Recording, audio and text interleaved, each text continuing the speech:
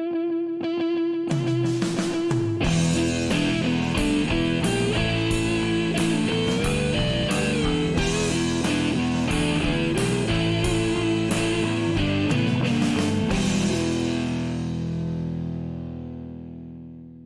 everyone. This is Calvin again with rightthinking.com. It's Thursday, May the 14th, 2020. These are my views as of today.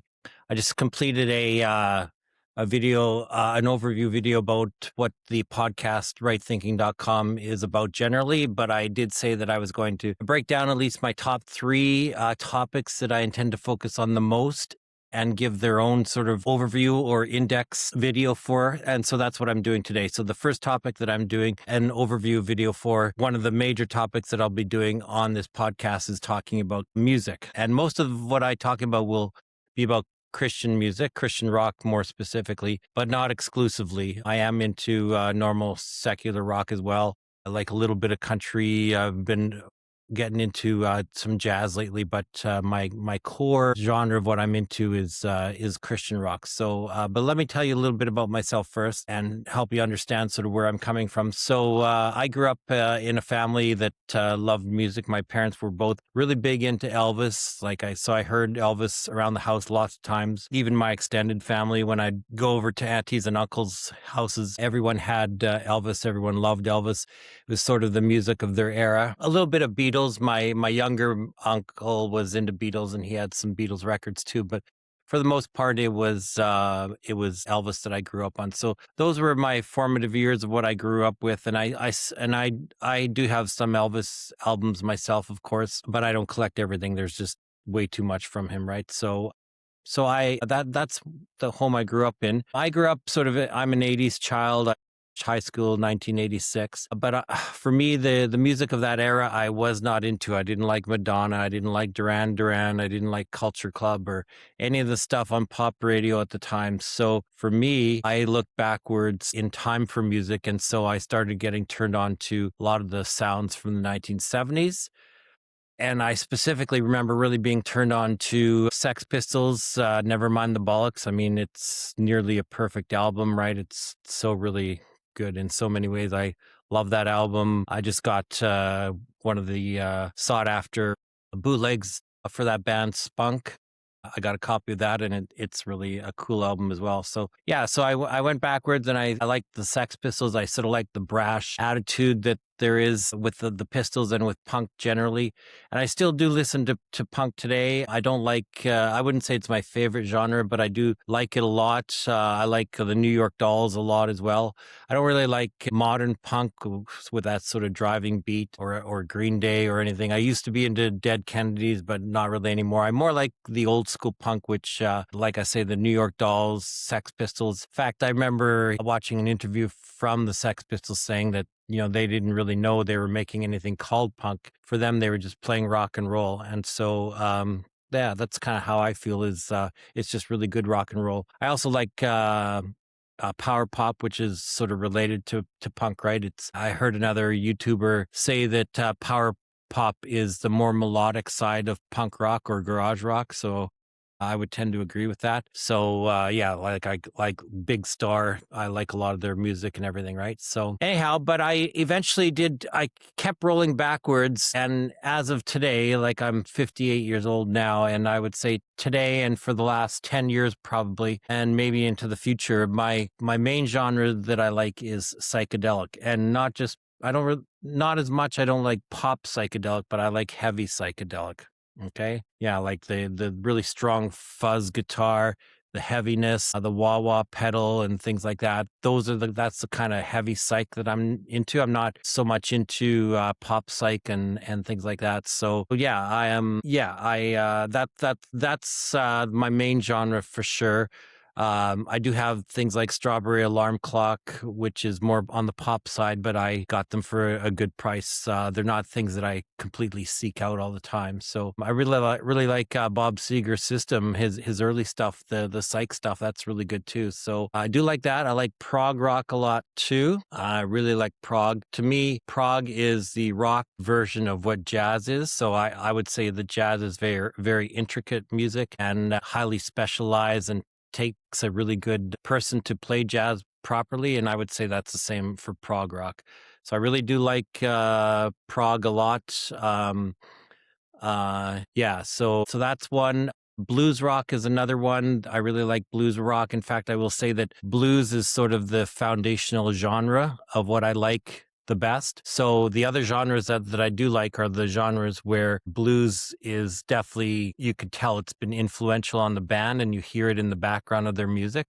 So blues-based rock and roll bands are the ones that I like. Yeah. So that's for sure foundational is blues rock. Maybe it's the Elvis influence. I do like a lot of folk rock, but more so if it's the acid folk stuff. So yeah, the weird and strange stuff. I don't like psych folk very much. To me, it's just it just needs some heaviness and things like that to it. So I don't like psych folk much, but acid folk is pretty good. I have limited interest in funk and soul. It's okay, but I don't really seek it out too much, but it's pretty good. Yeah. And so I just wanted to say too that the part of the inspiration for launching this podcast was I just was thumbing through YouTube, and I was looking for what are the top albums by Pink Floyd, because for non-Christian music, Pink Floyd is probably my favorite band.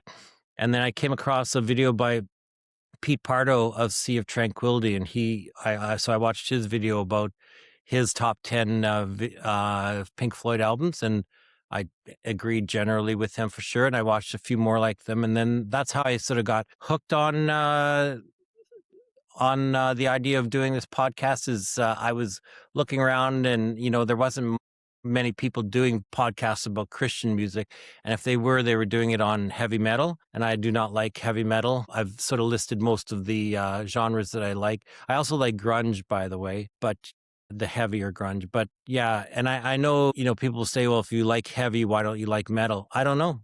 There's just something about the sound of metal that I don't like, but I do like hearing it in heavy fuzz guitar psych. I like hearing it in grunge. I like hearing it in prog when you occasionally hear it there. So I don't know. It's just everyone's tastes are different, right? Yours are not going to be the same as mine, and we like what we like, right? So anyhow, yeah, I know there's a couple guys doing Christian metal, but I'm not into metal, and I'd rather be here talking about some of the older Christian artists, more obscure things and stuff like that. So that's what I intend to do with this channel. So I do intend to do sort of like those top 10 video things like Pete Pardo does and other people do too. Want to maybe do interviews with musicians themselves, or maybe with other music nerds like me, do comparison videos of what we like and don't like and things like that, new acquisitions.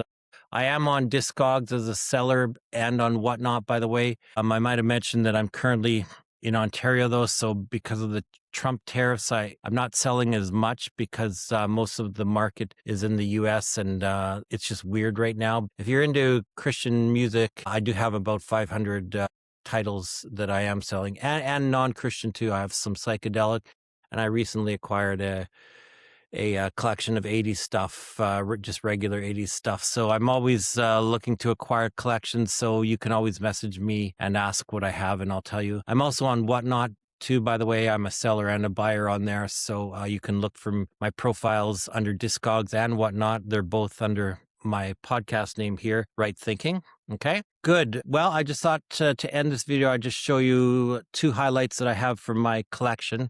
So this is something that I'm pretty sure that you will recognize. And let me just get there we go. So yeah, this is an OG copy of Fraction. I did get it from the lead singer of the band, Jim Beach, in 2019. I met him down in LA and I picked it up directly from him. I have pictures to prove it. But yeah, it's an OG copy. You can see it right there, right? Okay. So yeah, that's Fraction.